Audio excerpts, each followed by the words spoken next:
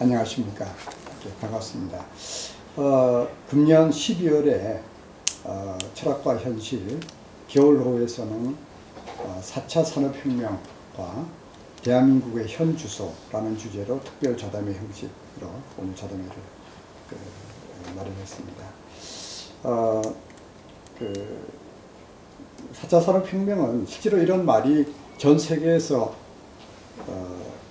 통용되고 또 지금 현재는 특히 한국에서는 가장 뜨거운 하나의 사회 아이콘으로 지금 자리 잡고 있는데요. 실제로는 이 용어가 이렇게 나온 것은 한 3, 4년밖에 되지 않습니다. 그런 측면에서 특별한 용어라고 생각할 수 있고요.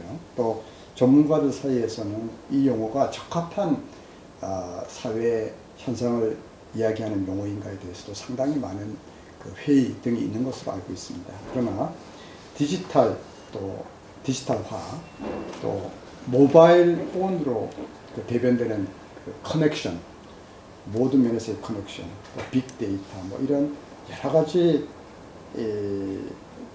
기술적인 변화들이 사회에 엄청난 변화를 줄 것이다 하는 것에 대해서는 아마 이론이 없을 거라고 생각합니다. 이러한 측면에서 한국이 어떻게 대응해야 되는가에 대해서도 한국 각 분야에 대해서 많은 담론이 있는데, 이번 철학과 현실에서는 과연 가장 중요하다고 생각되는 인력, 특히 4차 산업혁명을 주도할 수 있는 그런 인력을 키울 수 있는 그런 시스템을 한국이 갖고 있는가, 그런 문제에 대해서 조금 더 집중을 해서 토론하고자 하는 것이 이번 자담회 주제가 되겠습니다. 그럼에도 불구하고 꼭 거기에 한정되는 것이 아니고 좋은 결론을 얻기 위해서는 이런 개념부터 이렇게 설정하는 것도 의미가 있어야 생각합니다. 그래서 오늘 가장 바쁘고 또 사회 각 분야의 리더십 분들을 모셨는데요.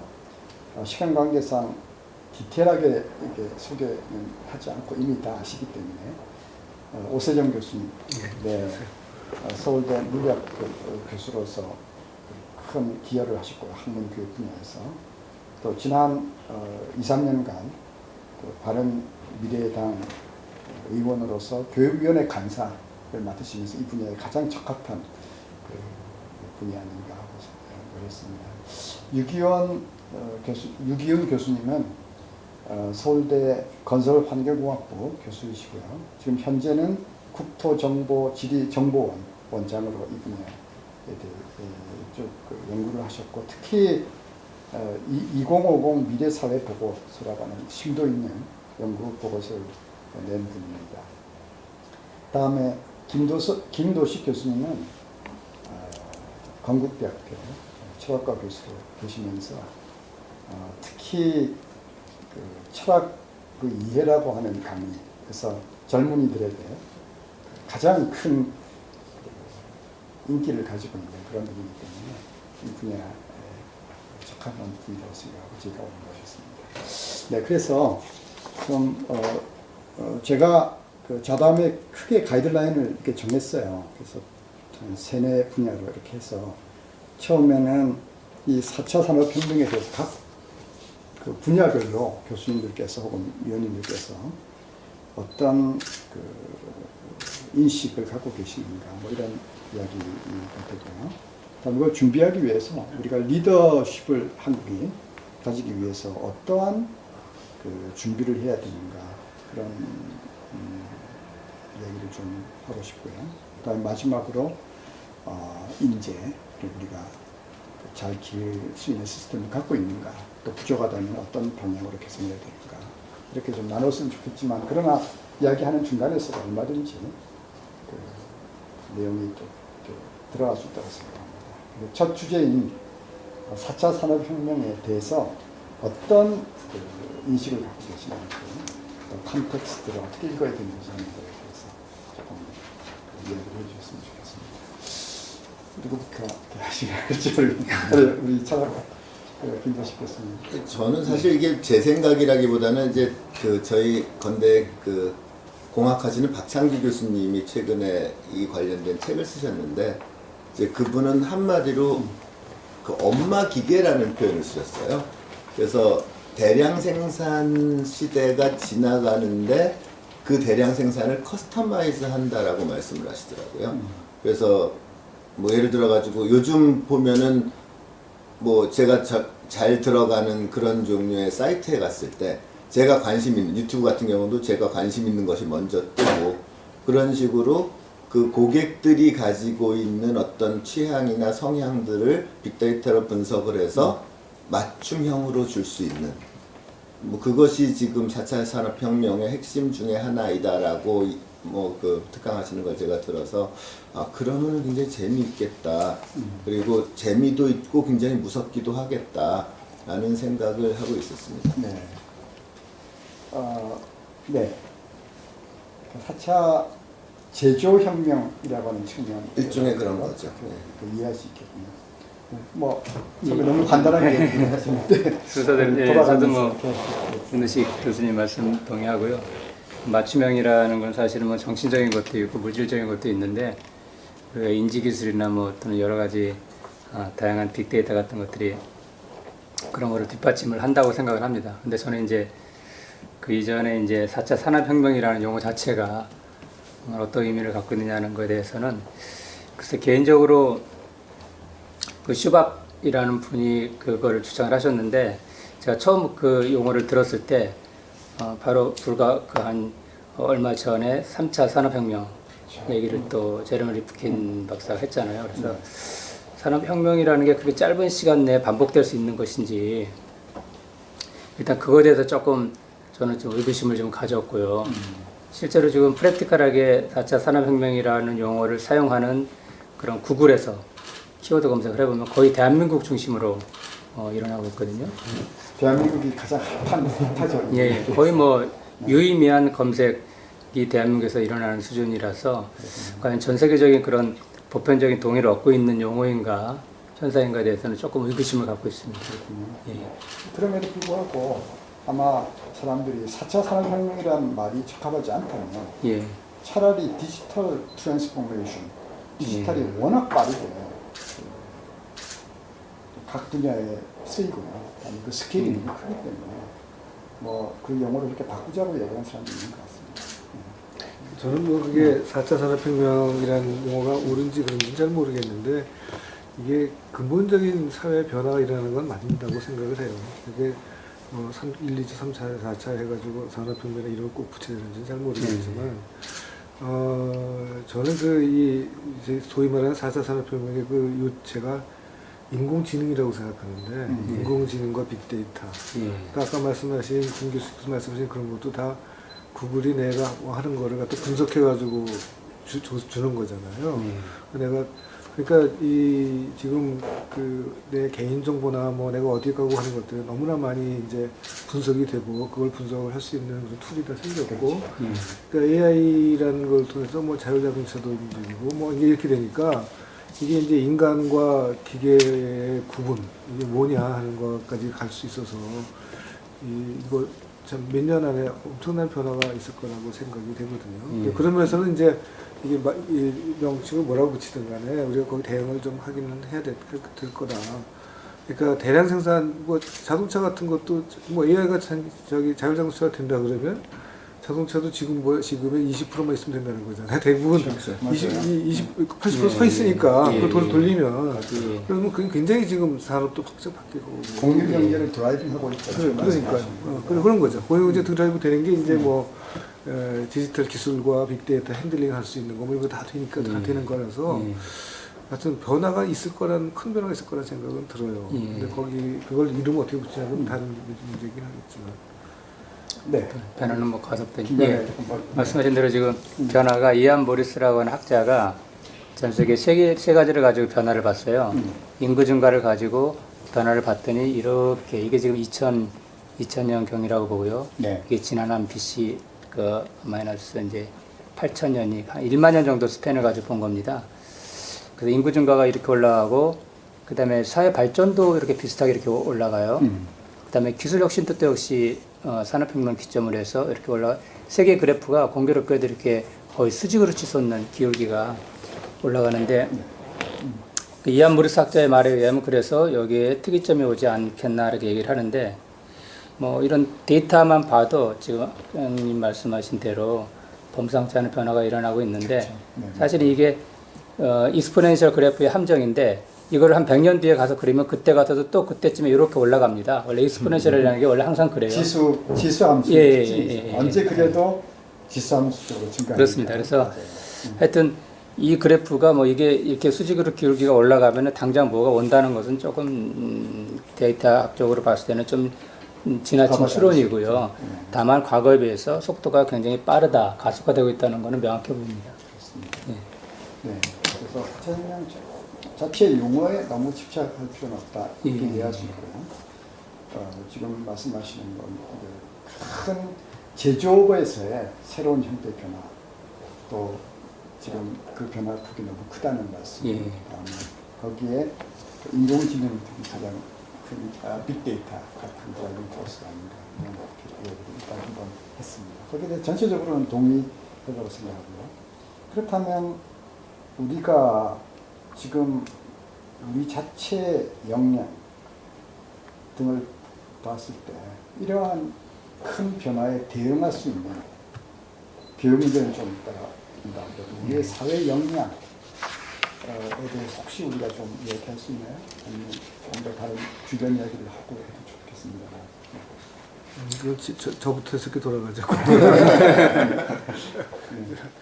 저는 이 한국의 여러 역량이 여기에 지금 대체하기에 엄청나게 부족하다고 생각을 해요. 그러니까 우리 한국이 여태까지 발전한 거는 남이 하는 거를 잘 따라서 발전한 거고, 그래서 거의 선진국의 문턱까지 와 있는데, 저는 학문을 봐도 왜 노벨상 못 뺐냐 하면, 그러니까 남이 한 거를 바로 쫓아가서 하기는 굉장히 잘해요. 그러니까 패스트 팔로우는 참 잘하는데, 그리고 거기서 업적도 많이 내고, 근데 남이 안 한 걸 처음 시작하는 건 거의 없거든요.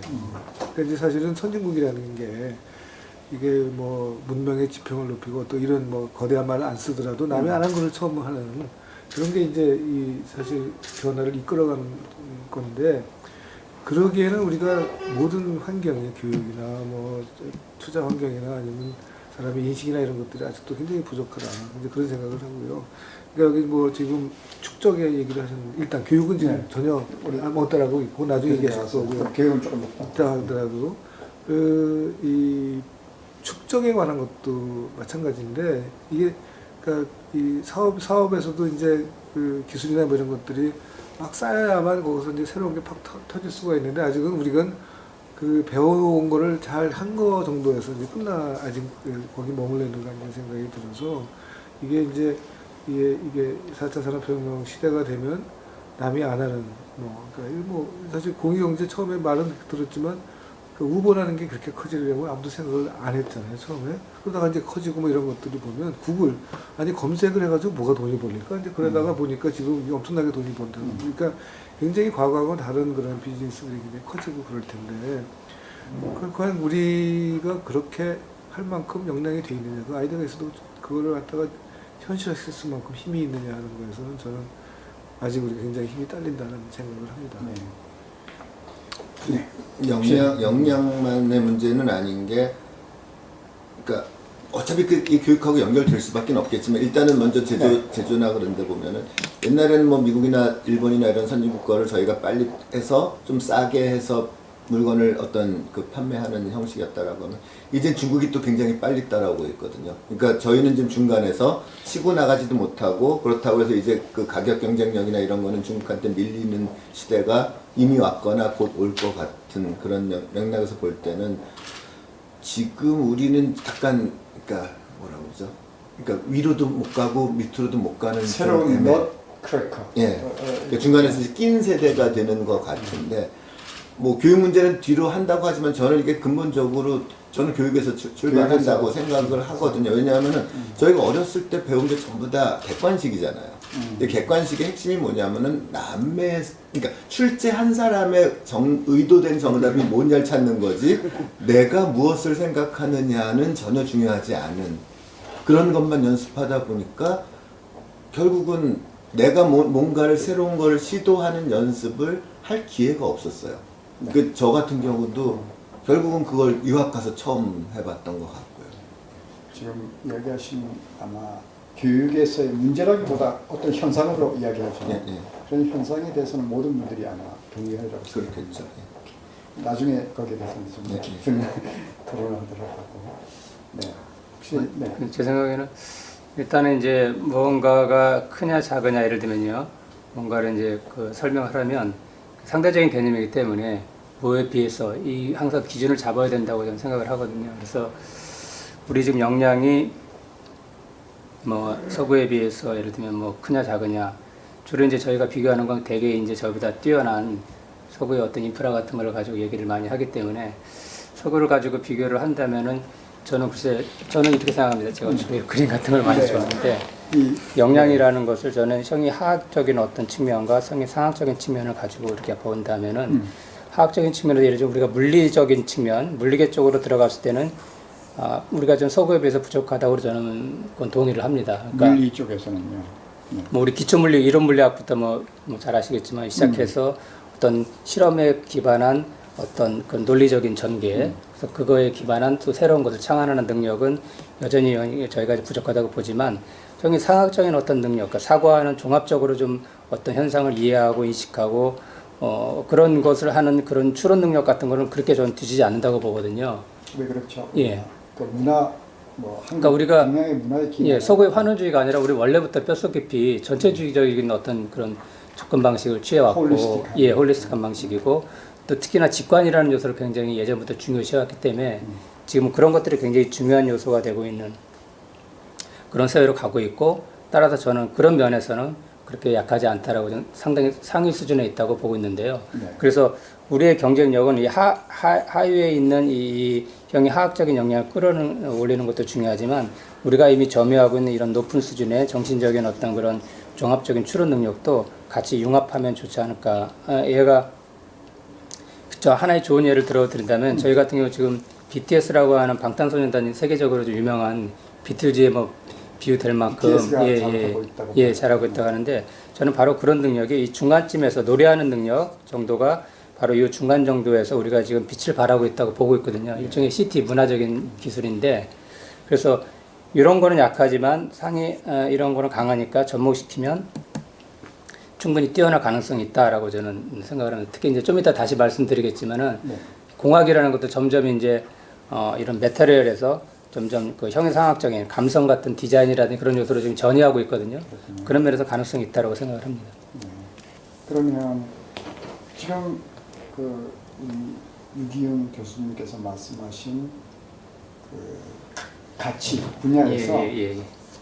종합을 할 수 있다든지 디자인을 한다든지 또 분석보다는 뭐라 그랬죠? 전체적인 접근이라고 예. 그런 전체적인 쪽의 직관적인 능력이 과연 4차 산업혁명에서 우리가 얘기하는 키워드, 뭐 예. 로봇, 가상기술 이런 예, 얘기를 많이 예. 하잖아요. 예. 자율주행 자동차라든지 개인 의료라든지 그런 쪽에 더 경쟁력을 주는 쪽입니까? 아니면 예. 분석이 부족하니까 점점 우리는 그 소위 경쟁력이 떨어지는 쪽으로 가는 겁니다. 저는 갈수록 경쟁력이 커질 거라고 보고 있습니다. 네, 그렇죠. 왜냐하면은 기본적으로 저는 공대에 속해 있어서 이제 공학이라고 하는 것이 저는 어떤 이렇게 바라보는데요.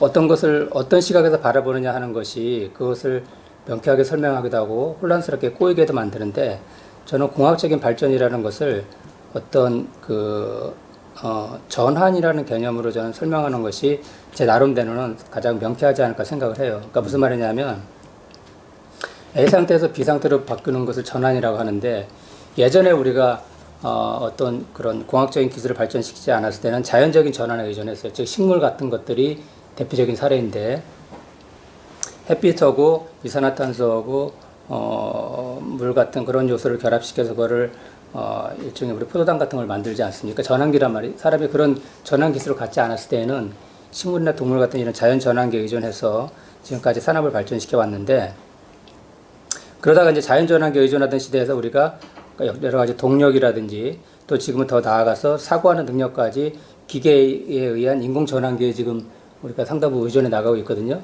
그래서 전환이라는 이런 측면에서 쭉 일관되게 발전이라는 걸 기술의 발전이 이런 걸 본다면 당연히 다음 전환은 어디에서 고부가가치 일어나냐면은 지금 인공지능 정도까지는 우리가 지능이라고 부르다시피 이건 사고의 어떤 측면에서의 기계적인 전환이거든요. 우리가 할 수 있는 기계적이고 아주 방대한 것들을 연산하는 능력이 떨어지니까 그 부분을 전환시킨 거예요. 기계를 가지고.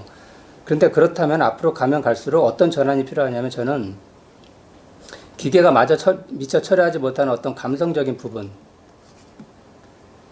재밌네요. 특히 그거에 대해서도 예. 사실은 수량화 시킬 수 있다고 생각하는 AI 과학자들이 많이 있긴 하지만 그건 근데 미미기인 거예요. 그러니까 비슷하게 흉내는 되지만 본질적인 측면에서 나오는 그런 창의적인 측면은 약하다고 저는 보는 겁니다. 그래서 아직까지는 예. 파가는 게 맞겠죠. 예, 똑같이 뭐 사람한테 기계하고 똑같은 사람하고 똑같이 어떤 감성적인 측면에서 어떤 유대감을 느끼는지를 테스트해 보면 완전히 다를 거라고 보는데요. 하여튼 그래서 저는 이 전환이라는 이 장구한 이 과거로부터 뭐 석기 시대부터 지금까지 흘러온 역사를 전환이라는 측면에서 보면서 부가가치 창출을 이렇게 흘러보면은 앞으로 부가가치 창출이 일어날 그야말로 높아지는 감성 영역이라고 좀 보고 있고요. 그런 면에서는 저희는 바로 여기에 굉장히 맞닿아 있다고 생각하고 있습니다. 아까 제가 말씀드린 형이상학적인 영역. 예. 근데 저도 이제 앞으로 감성이라는 게 중요하다는 건 절대적으로 동의하는데 예. 과연 우리나라 우리가 감성이 더 강한가요? 강한가? 이제 그 문제죠. 예. BTS는 제가 보기에는 제가 아까 굉장히 네거티브 말씀드렸는데 이제 우리가 보통 알고 있는 이스태블리시 된 사람들, 뭐 교수나 뭐 그 사업을 지금 하고 있는 사람들은 그런 면에서 이제 부족하다고 생각을 하는데 이 BTS나 이렇게 젊은 애들 조금 다른 것 같긴 해요. BTS는 이제 얘는 사실 정규육을 안 받은 애들이에요. 그리고 그냥 들어가가지고 이 연습하고 그러고 얘들은 특이한 게 한국말로 노래하는데 이제 그게 세계적으로 퍼지는 거죠. 그러니까 그런 걸 보면 보통은 우리가 국제한다면 당연히 세계를 무대한다, 영어를 해야 된다고 생각하는데 얘는 한국말로 그냥 하거든요. 근데 그 내용을 보면 굉장히 또 서양에 있는 그 뭐 이 신화 이런 얘기도 굉장히 많이 하고 내용이 굉장히 깊어요, 사실은.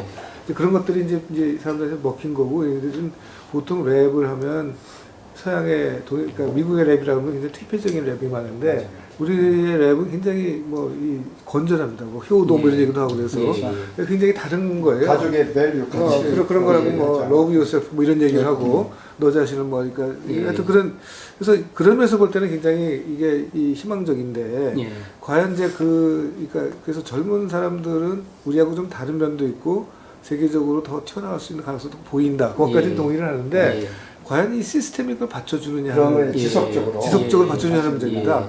그러니까 이 BTS 경우는 저는 어떻게 보면 굉장히 예외적인 현상이라고 보는 게 우리나라의 엔터테인먼트 회사가 큰 회사가 YG하고 SM이라는 게 있는데 거기가 아닌 조그만 회사에서 시작한 거거든요.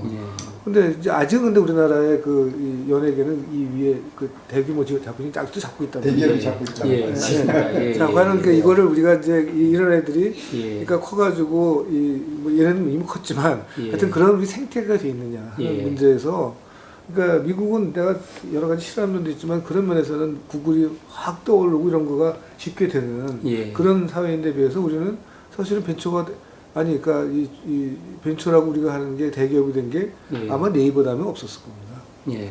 그러니까 굉장히 그 시스템이 안 되는 거죠. 그래서 그러면서 저는 좀 그러니까 이게 어렵다라고 이제 고민을 하는 거고 그 결론은 아마도 시스템을 이런 애들이 잘 성장할 수 있게 만들고 우리의 그 사회 시스템을 만들 수 있느냐 하는 게 난 이제 요체라고 보고 그게 이제 교육하고 관계가 있겠지만요. 근데 지금 그 BTS를 지금 이 4차 산업혁명의 좌표에서 어디로 놓을 거냐도 사실은 문제일 것 같아요. 그러니까 이게 지금 시스테마틱하게 그 어떤 산업으로 갈 수 있는 건지 지금 이제 교수님 말씀하신 것처럼 이 그림에서 쭉 이렇게 갔을 때 결국 감성이라는 것이 두 가지인데 하나는 과연 이게 디지털라이즈가 될 수 있는 거냐 없느냐가 1차적인 걸 거고요. 만약에 안 된다라고 할 때 그것이 그럼 우리나라에게 그 이득이 되는 파트냐를 보는 게 또 하나일 것 같거든요. 근데 일단은 우리나라 사람들이 확실하게 서양 사람들에 비해서 감성적인 거는 사실인 것 같아요. 그러니까 뭐 정의나 이런 것들이 외국인들에 비해서는 그리고 저는 개인적으로는 아직 아까 말씀하신 것처럼 그 AI나 이런 것이 카피할 수는 있을지 모르지만은 인간과 같이 만들기에는 아직은 좀 거리가 있다라고 생각하는 부분이 바로 그 부분이거든요. 그래서 저희 같은 경우에는 이제 철학에서는 일반적으로 이제 퀄리아라는 단어를 쓰는데 일종의 퀄리테이티브 스테이트입니다. 근데 우리는 보통 이렇게 아프다라고 하면은 아프다라는 것이 리스폰스만 나오는 것이 아니라 그것이 가지고 있는 어떤 느낌들이 있잖아요. 근데 보통 AI나 로봇들은 자극과 반응은 그대로 할 수 있을지 모르지만 그런 퀄리테이티브 스테이트는 가질 수 없다라는 그걸 게 AI에서는 블랙박스라 그래요. 네, 블랙박스. 확실하진 않지만. 그러니까 그 부분이 지금 이제 감정 같은 것이 대표적으로 속하는 걸 텐데 그 부분이 이제 우리나라가 만약에 강하다라고 하면은 지금 이 뭐 구글이나 이런 것이 다른 것들을 다 계량화해서 기계화한다고 하더라도 뭐 경쟁력을 가질 수 있는 부분이 아닐까. 근데 이제 이게 지금 사실 양날이에요. 우리나라의 그 어떤 정 이런 것들이 대개는 뭐 부패랑 연결되기도 쉬웠었었고, 뭐 그러니까 그런 어떤 부정적인 측면도 없진 않아. 그러니까 왜 그게 이제 내 사람 챙기고 그렇지 않은 사람들에게는 좀 박하고 뭐 이럴 수 있는 온정주의. 온정주의요. 그런 것들이 어찌 보면은 좋은 쪽으로도 활용될 수 있는 여지는 있지 않을까라는 생각이 들기는 합니다. 네, 지금 BTS라고 하는 지금 현상, 이 4차 산업혁명의 어떤 그 관련성이 있다라고 해서 얘가 나왔다기보다는 네. 제가 이해하고 있기로는 우리 유기용 교수님께서